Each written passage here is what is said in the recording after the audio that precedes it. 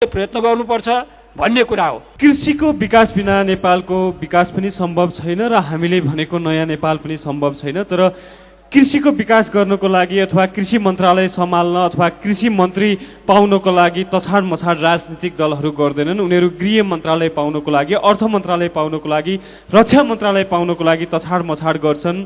नेपालमा राजनीतिक दलहरू र सरकारको ट्रेन्ड त्यस्तै हुने गरेको छ। यहाँहरू सरकारमा जाने बेलामा पनि लगभग ती कुराहरू त आएकै हुन्। किन प्राथमिकता पर्दैन? जबकि यो क्षेत्रको विकास बिना मुलुकको विकास छैन र यो क्षेत्रमा चाहे भने आमूल परिवर्तन गर्न सकिन्छ। राजनीतिक दलहरू अत्यन्तै लोकप्रिय हुन सक्छन् कृषि क्रान्ति गरेर, कृषि क्षेत्रको विकास गरेर। तर राजनीतिक दलहरू किन चाहँदैनन् कृषि मन्त्री हुन, कृषि मन्त्रालय सम्हाल्न? अनि यहाँहरू पनि किन चाहनुहुन्न र चाहनु भएन? हामीले नचाहने भन्ने त त्यस्तो छैन मित्र। मूल कुरा के छ भने जनउत्तरदायी सरकार हुने कि नहुने भन्ने छ। सरकार कसको लागि, के कामको लागि सरकार भन्ने छ। यदि सरकार अघि नै आएको थियो यहाँ लोक कल्याणकारी अथवा चाहिँ जनताको हितको लागि उसले काम गर्छ भने जुनसुकै मन्त्रालय पनि लिन सकिन्छ। अहिले त के भयो भन्दा कुनै मन्त्रालयमा गएर कमाउने अथवा आफू र आफ्नो वरिपरिकालाई चाहिँ कमाउ गर्ने ढङ्गले यी मन्त्रालयहरूमा यो र त्यो भन्ने भएको हो। वास्तवमा भोलि हामीलाई त्यो जिम्मेवारी आयो भने हामी त्यहाँबाट हट्दैनौँ।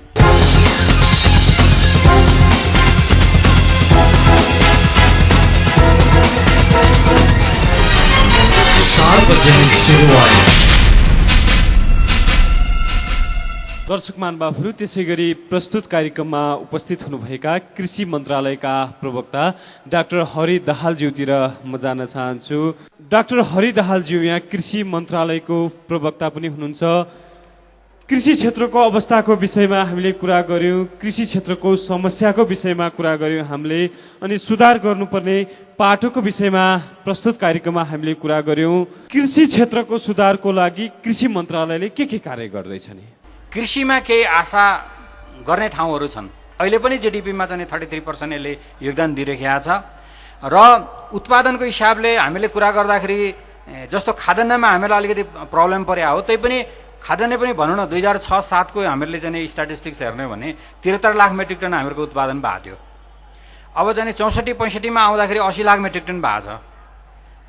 65-66 मा 81 लाख चाहिँ प्लस चाहिँ उत्पादन भएको छ।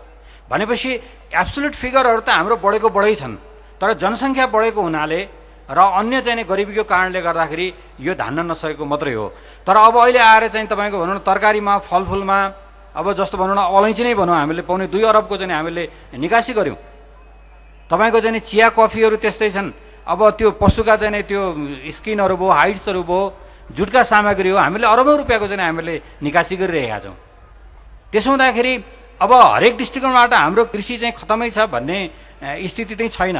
सरकारी तहबाट बजेट पनि कम भयो, बजेट कम हुने गरेको छ। अहिले 2-3% झर्यो, विगतमा 15% भन्दा बढी हुने गर्थ्यो भन्ने कुरा पनि आयो। यहाँले हेर्दा चाहिँ कृषि क्षेत्रमा राज्यले बजेट चाहिँ कम छुट्याउने गरेको हो या पर्याप्त छ? पर्याप्त छैन, कमै भयो। भनेको पर्याप्त बजेट छुट्याउनको लागि चाहिँ यहाँहरूको प्रयास चाहिँ कस्तो हुने गरेको छ? सरकारले, राजनीतिक दलहरूले अथवा सरकार सम्हाल्नेहरूले चाहिँ नेतृत्व गर्नेहरूले पर्याप्त ध्यान नदिएका हुन् अथवा यहाँहरूको पर्याप्त प्रयास नभएको हो? एउटा कुरा के छ भने राष्ट्रिय लेभलको चाहिँ नि बजेट लगानी पनि हाम्रो कम छ। अब त्यो कम हुनुको कारण पनि छ, किनभने हाम्रो विकास बजेटको अधिकांश तपाईँको चाहिँ त्यो सेयर चाहिँ विदेशी पैसाबाट आउँछ, दात्री संस्थाहरूले दिने हो। अब दात्रीहरूले चाहिँ के गरेका छन् भने कृषिमै लगानी कम गरे।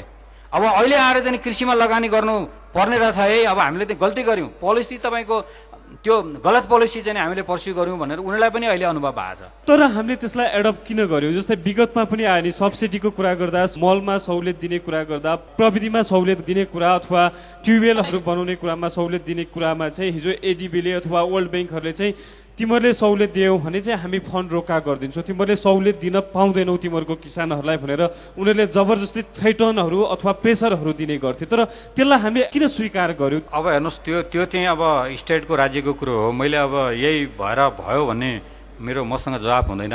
तर एउटा कुरा मलाई के लाग्छ भन्दाखेरि अब हामीले चाहिँ थप ऋण लिने क्रममा उनीहरूको केही शर्त मान्नुपर्ने बाध्यता आएको हो। त्यो हामीले दात्री निकायको भर पर्ने अथवा विदेशीहरूको भर पर्ने भन्दा पनि अब हाम्रो रेभिन्यूहरू बेसी कलेक्ट भइरहेको अवस्थामा किन यही रेभिन्यूबाटै कृषि क्षेत्रको विकास गर्नेतिर नलाग्ने, हामी दात्री निकायबाट पूर्ण निर्भर नभइकन? राजस्व त बढेको छ। के छ भन्दाखेरि राजस्वको परिमाण कति छ हेर्नु, हाम्रो कर्मचारी शिक्षकहरूलाई तलब खुवाउँदैमा त्यो जाने स्थिति छ। त्यसो हुँदाखेरि हामीहरूलाई चाहिँ विकास गर्नको लागि चाहिँ पर्याप्त बजेट हामी कहाँ छैन। त्यसो हुँदाखेरि हामीहरूले अब पनि केही समयसम्म चाहिँ नि दात्री निकायहरूको भर पर्नुपर्ने स्थिति हामी कहाँ छ। त्यो अब एउटा आयो, अब लगानी मात्रै गरेर पनि हुँदैन। हेर्नुहोस्, लगानी गरेर अब समस्या हाम्रो के छ भन्दाखेरि खर्च गर्न नसक्ने स्थिति छ। अब के छ भन्दाखेरि अब एउटा त शान्ति सुरक्षाको कारणले गर्दा पनि अब हाम्रो त धेरै वर्षसम्म 10-12 वर्षसम्म चाहिँ अब देश युद्धमै पर्यो। तराईतिर चाहिँ अहिले पनि स्थिति खराबै छ। त्यसो हुँदाखेरि अब त्यो लगानी वृद्धि मात्रै गरेर हुँदैन, त्यसको राम्रो सदुपयोग भएर खर्च गर्ने क्षमता पनि हाम्रो वृद्धि गर्नुपर्ने हुन्छ। त्यो क्षमता चाहिँ हाम्रो अलिक बढिसकेको छैन अझै पनि। अहिलेको कृषि मन्त्रालयको कुरा गर्दा, कृषिको सुधारको कुरा गर्दा, कृषि क्रान्तिको कुरा गर्दा कृषि मन्त्रालय कति क्षमता राख्दछ? बजेट र शान्ति सुरक्षाको पाटोलाई हामीले छुट्टै पाटोमा राख्ने हो भने यसको रिसर्च, एक्सटेन्सन, एक्सपर्टहरूको कुरा अथवा प्लान योजनाहरूको दृष्टिकोणले चाहिँ कृषि मन्त्रालय कति सक्षम छ कृषिको विकास गर्नको लागि हालको अवस्थामा? अब पोलिसीगत कुराहरूमा, पोलिसी रिफर्ममा पनि हामीले केही लाग्नुपर्ने स्थिति छ। अर्को कुरा चाहिँ अब जनशक्ति पनि हाम्रो अब जनसङ्ख्या बढेको हिसाबले पहिला चाहिँ अलिक बढी थियो, अहिले अझ अब किन जनसङ्ख्यालाई सर्भिस दिने भएको हुनाले चाहिँ हाम्रो चाहिँ जनशक्ति पनि बढाउनु पर्ने स्थिति नै छ, ट्रेनिङ दिनुपर्ने स्थिति छ।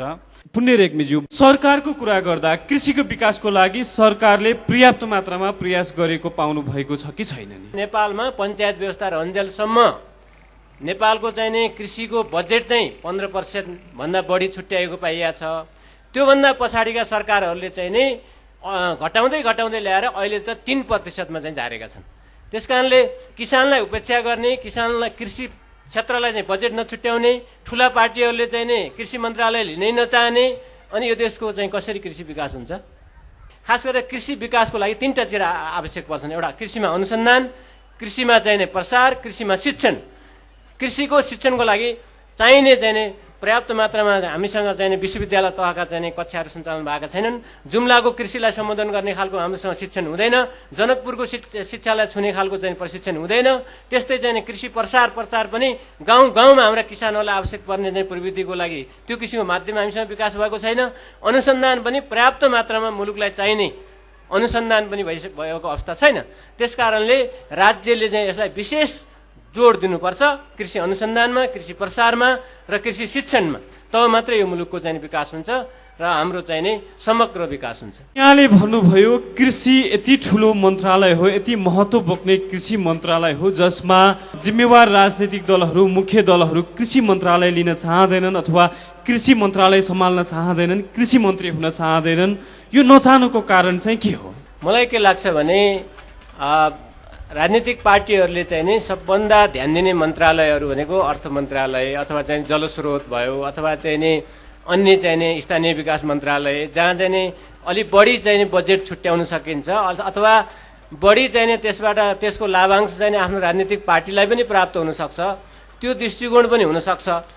भनेको हामी यसरी बुझौँ, कृषि क्षेत्र पछाडि पर्नुको कारण अथवा कृषि मन्त्रालय पछाडि पर्नुको कारण राजनैतिक दलहरू जुन मन्त्रालयबाट अथवा जुन मन्त्रीबाट चाहिँ शक्ति बेसी प्राप्त हुन्छ, पैसा प्राप्त हुन्छ, आर्थिक लाभ हुन्छ, त्यो कुरामा मात्र बढी केन्द्रित हुनुभयो र विशुद्ध विकासको लागि अथवा केही गर्न सक्ने मन्त्रालयतिर चाहिँ ध्यान दिनु भएन, किनकि त्यहाँ पैसा पर्याप्त प्राप्त हुँदैन र पर्याप्त शक्ति हुँदैन। मलाई त्यस्तै लाग्छ। किनभनेपछि सबैभन्दा बढी जनसमुदाय संलग्न भएको क्षेत्र अथवा जुन क्षेत्रमा प्रगति गर्दाखेरिमा आम नेपालीको चाहिँ प्रगति हुन्छ त्यो भनेको कृषि क्षेत्र। त्यस्तो क्षेत्रलाई चाहिँ नि सबभन्दा पहिला म लिन्छु भनेर, त्यो मन्त्रालय म लिन्छु भनेर राजनीतिक नेताहरूले चाहिँ तछाड मछाड गर्नुपर्ने हो। किन त्यो मन्त्रालय उहाँहरू लिन चाहनुहुन्न? दूरगामी रूपमा सबभन्दा यो मुलुकको मुहार फेर्ने, यो मुलुकलाई चाहिँ नि समृद्ध बनाउने र यो मुलुकको विकासको लागि चाहिँ नि कृषि क्षेत्रले एउटा चाहिँ नि माइलस्टोनको काम गर्ने, इन्जिनको रूपमा काम गर्ने क्षेत्रलाई उहाँहरूले लिनुपर्छ। यदि उहाँहरू साँच्चै यो मुलुकको विकास चाहनुहुन्छ भनेपछि कृषि मन्त्रालयको लागि तछाड मछाड हुनुपर्छ उहाँहरूको। अनि कृषि विश्वविद्यालयकै कुरा गर्दा अघि नै पनि हामीले कुरा गर्यौँ 80% नागरिकहरू प्रत्यक्ष अप्रत्यक्ष रूपमा संलग्न अनि प्राय हरेक नागरिकहरू कृषिमा संलग्न भएको मुलुकमा किन आजसम्म पनि कृषि विश्वविद्यालय बनेन नि?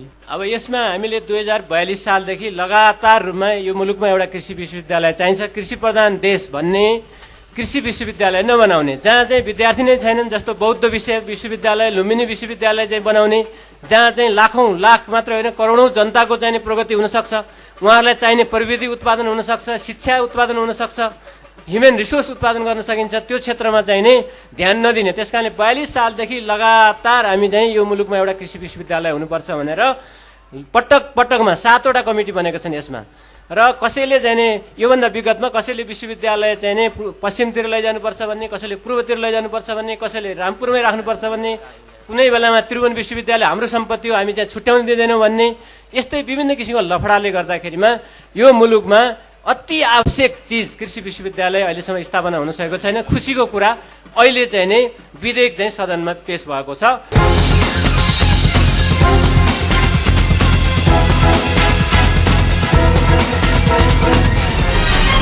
सार्वजनिक सेवाएं।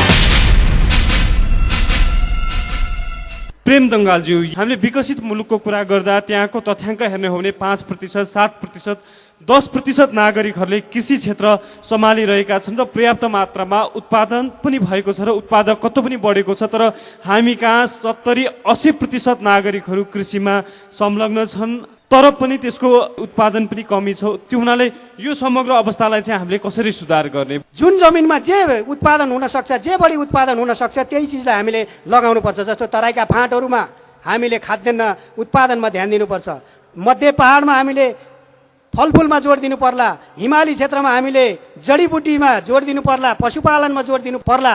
यो खालले चाहिँ हामीले कृषिको व्यवसायीकरण गर्नुपर्छ र कृषिको व्यवसायीकरण गर्नका लागि व्यापक मात्रामा लगानी गर्नुपर्छ र व्यापक मात्रामा कृषि क्षेत्रमा चाहिँ मतलब भनौँ न आधुनिकीकरण गर्नका लागि हाम्रो राष्ट्रिय योजना त्यस सँगसँगै राष्ट्रिय नीति हुन जरुरी छ। खाद्यान्नमा विगत केही वर्ष अगाडिदेखि 2-3 वर्ष अगाडिकै कुरा गर्ने हो भने अहिले मूल्य वृद्धि अचाक्ली भएको छ, प्रशस्त मात्रामा मूल्य वृद्धि भइरहेको छ। सामान्य नागरिकहरूलाई ठेक्न पनि गाह्रो भएको छ। भनौँ एउटा नागरिकले, सामान्य काम गर्ने नागरिकले जति आय आर्जन गर्छ 50-60% सम्म उसले खाद्यान्नको लागि नै खर्चिनु पर्ने अवस्था सृजना भयो। यसलाई हामीले नियन्त्रण कसरी गर्ने अनि न्यूनीकरण कसरी गर्ने? यसको महत्त्वपूर्ण कारणहरू के हुन्, हामीले त्यतातर्फ ध्यान दिनुपर्छ। मेरो विचारमा जनसङ्ख्या जसरी वृद्धि भइरहेको छ त्यसको अनुपातमा उत्पादन कम भएर पनि हो, तर यो कारण भनेको परम्परागत कारण हो। फेरि पनि म भन्छु परम्परागत कारणै हो। उत्पादन कमी भएको कारणले खाद्य सङ्कट आयो, भोकमरी आयो, खाद्यान्नमा न्यून आयो भन्ने खालको। हामीले नयाँ प्रविधि ल्याउनु जरुरी छ, कृषि क्रान्ति गर्नु तत्काल जरुरी छ। कृषि क्रान्ति सम्पन्न गरेर, क्रान्तिकारी भूमि सुधार सम्पन्न गरेर, उत्पादन बढाएर, उत्पादकत्व बढाएर, कृषि क्षेत्रलाई प्राथमिकतामा राखेर कृषि उत्पादक किसानहरूलाई सहुलियत प्रदान गरेर, सपोर्ट प्राइस दिएर, सब्सिडी दिएर, मल बिउ कीटनाशक औषधिमा सब्सिडी, ऋणमा सब्सिडी, सिँचाइमा सब्सिडी, सहकारिताको माध्यमबाट बजारलाई इन्टरभेन्सन गरेर, बजारलाई नियमन गरेर वास्तवमा हामीले चाहिँ काम गर्न सक्छौँ। मल बिउ कीटनाशक औषधि अनि प्रविधिको कुरा गर्दा यसमा राज्यले सहुलियत दिनुपर्ने हो, पर्याप्त मात्रामा सब्सिडी दिनुपर्ने हो, तर अहिले दिइआएको अवस्था चाहिँ कस्तो छ? अहिले शून्य छैन भन्दा पनि हुन्छ। तर यो गएको सरकारले वास्तवमा अत्यन्त महत्त्वपूर्ण काम गरेका छ। कृषि क्षेत्रमा 1.5 अरब खास गरी रासायनिक मल, प्राङ्गारिक मल, त्यसै गरी ढुवानी लगायतका चिजहरूमा अनुदान दिने जुन निर्णय गरेका छ यो सकारात्मक कुरा हो। हामीले कृषि क्षेत्रको पर्याप्त विकास गर्यो भने लाखौँ युवाहरू आफ्नो श्रम खर्च गरेर, पैसा खर्च गरेर अरेबियन कन्ट्रीहरूमा जानुपर्ने अवस्था सृजना भएको छ। उनीहरूले दुःख पनि पर्याप्त मात्रामा पाइरहेका छन्। तर कृषि क्रान्ति गर्ने हो भने ती युवाहरूलाई हामी यी काम दिन सक्छौँ र त्यहाँको भन्दा बढी प्रतिफल चाहिँ यही प्राप्त गर्न सक्छौँ, दिन सकिन्छ। यसमा कुनै दुविधा छैन। कहीँ कुलो निर्माण गरेका छन् किसानहरू, कहीँ नहर खनेका छन् किसानहरू, कहीँ चाहिँ मतलब सडक बनाएका छन् किसानहरू, कहीँ निर्माण गरेका छन् किसानहरू। लाखौँ लाख किसान जनतालाई, लाखौँ लाख जनतालाई त्यसरी परिचालन गर्ने हो भने यी रोजगारी सिर्जना गर्न सकिन्छ। त्यो 10,000 रुपियाँ उहाँ चाहिँ मलेसियामा गएर कमाउनु पर्ने स्थिति हुँदैन। यहीँ 20,000 रुपियाँ चाहिँ किसानहरू पाउन सक्ने एउटा अवस्था सिर्जना गर्न सक्नुपर्छ। त यसका लागि चाहिँ भोकमरी सबभन्दा पहिलो दुश्मन हो, गरिबी सबभन्दा पहिलो